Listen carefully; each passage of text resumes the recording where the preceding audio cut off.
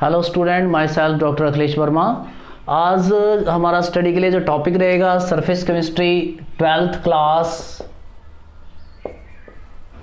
Surface chemistry से belong करता है और टॉपिक का नाम है effect of pressure on adsorption of gas on a given mass of solid. Means कि अगर हम किसी गैस को प्रेशर अप्लाई करके उसको लिक्विफाई करेंगे तो वो किस तरह से किसी भी सॉलिड के ऊपर एडजॉर्ब होगी।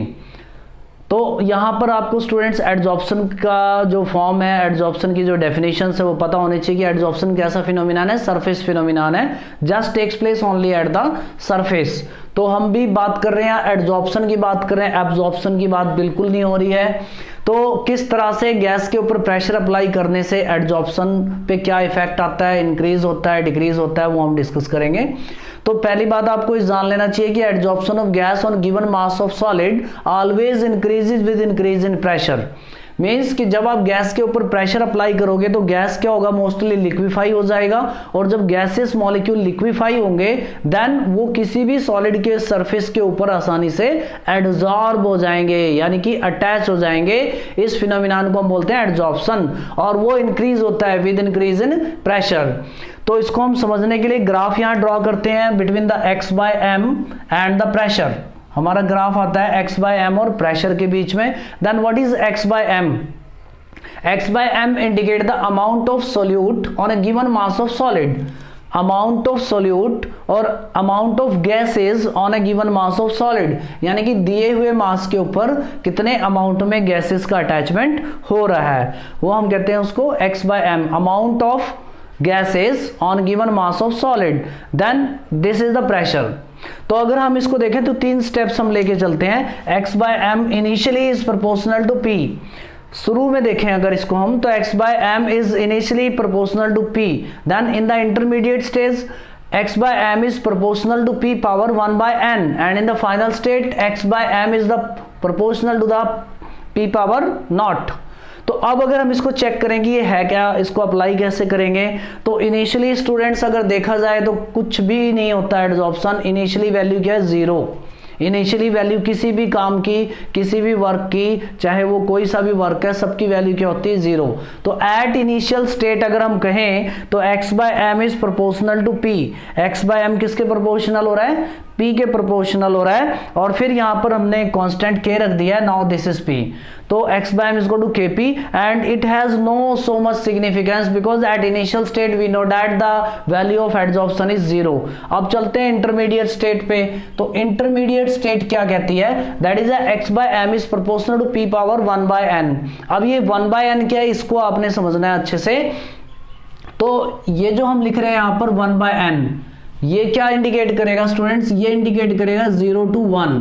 मिनिमम क्या है यहाँ पर, मिनिमम क्या है 0 और मैक्सिमम क्या है 1। 1 के बाद कुछ नहीं, 1 क्या है मैक्सिमम लिमिट है और 1 से आगे कुछ नहीं। दैट मीन्स अगर हम कहें कि इंटरमीडिएट स्टेप जो है उसमें जो आपने प्रेशर अप्लाई किया है और उसमें जो एडजॉर्प्शन हुआ है गैसेस का, that is lies between 0 to 1, that is the intermediate step. तो यहां पर सारी की सारी जो मेन सिग्निफिकेंस है वो इंटरमीडिएट स्टेप में दिखाई दे रही है। और अगर हम फाइनल स्टेप में जाएंगे तो प्रेशर हाई हो जाएगा, और जब प्रेशर हाई होगा तो उसके बाद एक लेवल है, उस लेवल के बाद एडजॉर्प्शन की वैल्यू क्या हो जाएगी, कांस्टेंट। उसके बाद एडजॉर्प्शन की वैल्यू क्या हो गई, कांस्टेंट। यानी कि अब आप प्रेशर इंक्रीज करते रहो, जितना मर्जी प्रेशर बढ़ाओ, अब एक्स्ट्रा कोई एडजॉर्प्शन देखने को नहीं मिलेगा। इस लेवल पे आकर के, इस प्रेशर पे आकर के, हमारा इस प्रेशर पे हम क्या देख रहे हैं, यहां पर इसको हम PS मेंशन कर देंगे। यहां पर आकर के जो एडजॉर्प्शन हो गया कांस्टेंट हो गया, और इस प्रेशर को हम नाम देते हैं सैचुरेशन प्रेशर। Saturation pressure। तो what is saturation pressure? The pressure at which the adsorption of gases on given mass of solid becomes constant। That means अगर आप इस पे फर्दर प्रेशर अप्लाई करोगे तो उसका कोई बेनिफिट मिलने वाला नहीं है। इसके बाद आप प्रेशर जितना मर्जी अप्लाई करते जाओ, यहां पर एडजॉर्प्शन की वैल्यू क्या आ जाएगी, कांस्टेंट हो जाएगी।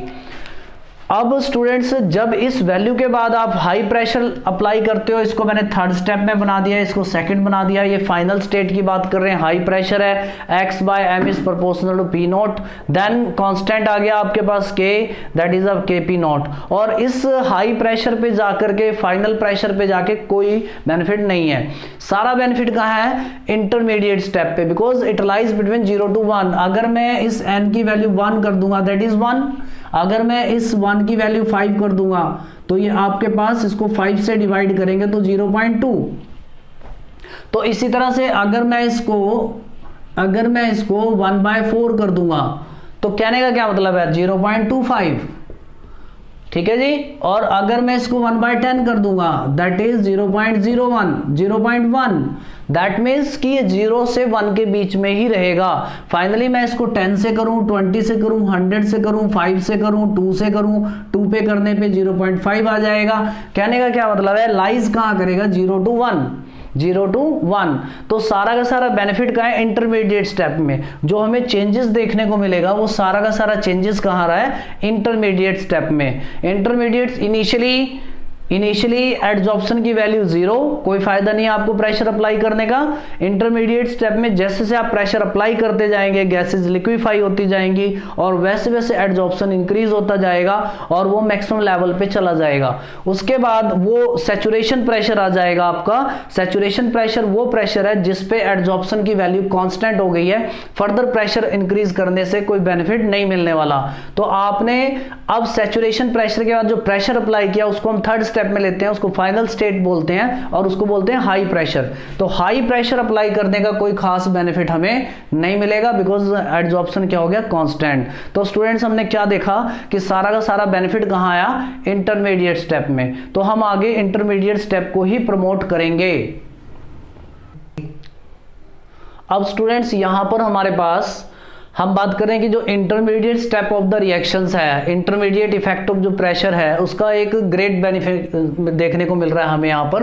तो the intermediate step has the great significance, intermediate step of applying pressure has the great significance. So by taking the logarithm of intermediate step on both side. अब आपका इंटरमीडिएट स्टेप क्या था, x/m = k p⁻1/n। अब इसका आप logarithm लो, log x/m log k p⁻1/n। और आपको ये चीज अच्छी तरह से पता है कि अगर किसी भी इक्वेशन में अगर आप log लेते हो और वहां पर दो वैल्यूज मल्टीप्लाई हो रही हैं तो बीच में प्लस साइन आ जाएगा और पावर जो है वो आगे आ जाएगी। तो अब ये log को हमने कैसे ब्रेक डाउन किया, log k, then 1/n power आगे आ गई है, प्लस क्यों आया, मल्टीप्लीकेशन जहां पर होती है इक्वेशन के अंदर वहां प्लस साइन आ जाता है log में, power 1/n, then log p, just log p। और इस इक्वेशन को हम फाइनली स्टूडेंट्स क्या कहते हैं, this equation is known as Freundlich adsorption isotherm equation, Freundlich adsorption isotherm equation. तो ये आर्टिकल स्टूडेंट्स आपको एग्जाम में इस तरह से भी पूछा जा सकता है कि explain the Freundlich adsorption isotherm equation, या explain the effect of pressure on the given mass of solid, या फिर explain the effect of pressure on given mass of solid according to the Freundlich adsorption isotherm equation. यानी कि question किसी भी form में पूछा जाए आंसर का मैनर यही रहेगा। और एक लास्ट चीज आपने ये जरूर ध्यान देना है कि अगर आप डील कर रहे हो गैसेस के साथ और वहां पे अगर आप प्रेशर अप्लाई कर रहे हो तो टेम्परेचर कांस्टेंट रखना है।